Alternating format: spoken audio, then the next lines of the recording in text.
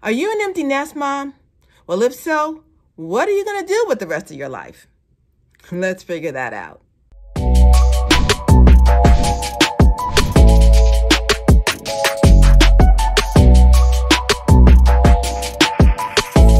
Hey people, it's Shelly, the gray-haired mama, and I am here for moms over 55 who want to thrive in this season of their lives. So if that's you, you might want to hit that subscribe button. Everyone always says that the empty nest season is the time to have fun and reinvent yourself. That's well and good, but how exactly do you do that when your entire life has been centered around raising those children and you don't even remember what your life was like before having them? What then? Where do you even begin?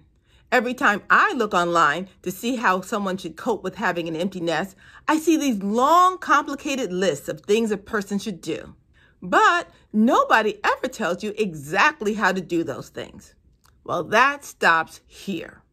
In this video series, I'm going to take you through step by step of how to figure out what to do with your life now that your nest is empty.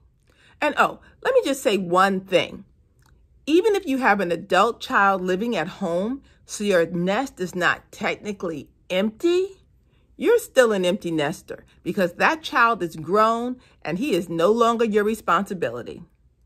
You aren't taking him to soccer practice. You're not checking up on whether or not he's done his homework. There are no more parent-teacher conferences, no more school plays, and no more violin lessons. With all of that behind you, you still are officially an empty nester, even if your grocery bill still is kind of high.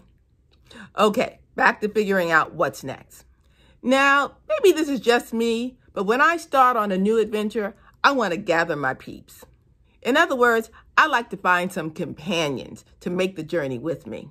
When I was a brand new mom decades ago, yes, decades ago, I combed through the local newspapers to try to find some other mommies. Yes, I said newspapers. It was 1993, so therefore, there was no real internet.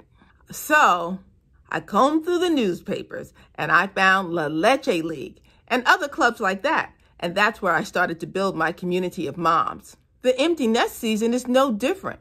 You do not want to walk through this season alone. You have got to gather your peeps. So the first thing to do is find friends. The big question often is, how exactly do you find friends? It's not always easy.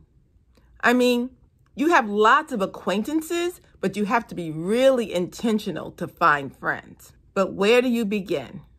I think empty nesters should start with the moms they knew when their youngest was in high school. These moms helped out at the teacher appreciation luncheons, or they led committees in the PTA. They're the moms who sat on the bleachers with you at basketball practice, or they waited in the hallways with you at orchestra rehearsal. You may have even commiserated with these moms during your child's senior year when all these children did not want to fill out their college application forms. Back before you were an empty nester, you were surrounded by moms. So if you think hard, you and those moms probably exchanged cell phone numbers at some point. And probably made a shallow promise that one day you guys would get together for coffee or for lunch. Guess what? That day has arrived. Here's what you do. Think really hard to remember any mom you might have been friendly with or connected with from high school, from your child's middle school, from the PTA, from a sports team, from a dance studio, theater club, Boy Scouts, Girl Scouts, any kind of religious group or civic association. Think hard and make that list with the email addresses and the cell phone numbers. Once you have that list, and this is going to be tough, you're going to email or text these moms individually. I know this is going to feel really strange, but you have to be very intentional about finding your tribe. You can say something like, "Hi, Susan. This is Lisa Wilson, Carrie's mom from Fairfax High. Our girls were on the soccer team together.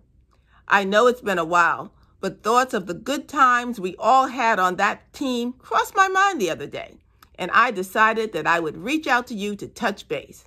How have you been?" That's it. That's all you have to say. Just commit to sending 1 or 2 or 3 texts or emails per day to each mom until you exhaust your list. Look, I know it's hard. I know it feels weird.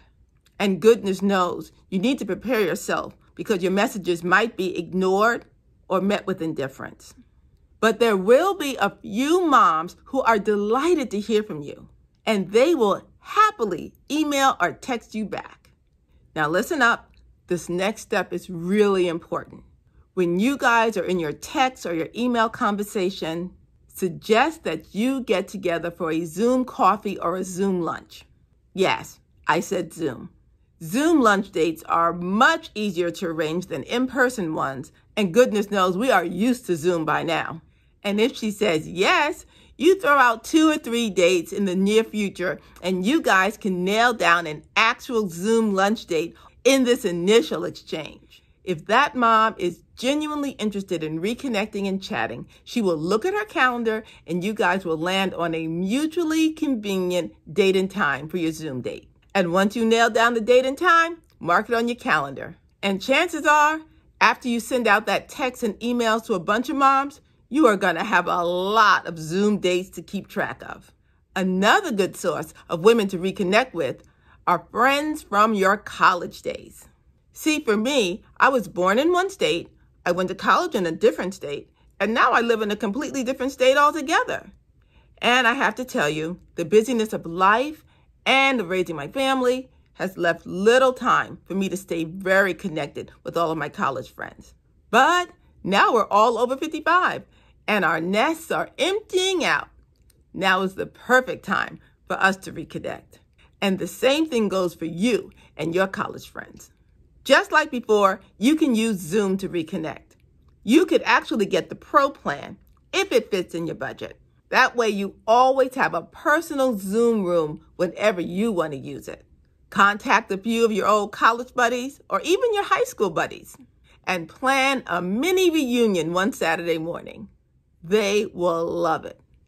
Here's the deal. The word to remember is intentional. In order to find friends, you're going to have to extend yourself and be vulnerable. It's going to be hard. I know. You're going to have to really take chances. And it might be pretty embarrassing because not everyone's going to be receptive. But some will. I promise you, some will be very receptive. And here's something else. Before you end any of your Zoom calls, try to plan the next activity. Look, I know there's a pandemic going on and you might not be really comfortable meeting in person. But even if you don't meet in person, there are lots of other things you could do to build relationships virtually. You guys could have a Netflix party together. Or you could agree to read the same book, and then you could have a book club together over Zoom. Or you might discover that you like the same reality TV show, and you guys can plan to watch it together and text each other over the phone while you're watching the next episode. You guys could even do a virtual cooking class together or a sip and paint. There are so many options. Your job is to keep putting yourself out there and keep trying to make connections so you can find some friends with whom you can travel through the empty nest season of your life. There, I just told you how to find some friends. Now go do it. And let me know how things work out by sharing your experience in the comments below because I really want to know how things are going. And don't forget to subscribe to my channel because in my next video, I'm going to tell you all how to get a hobby for your empty nest season. So until that time, you take excellent care. Bye.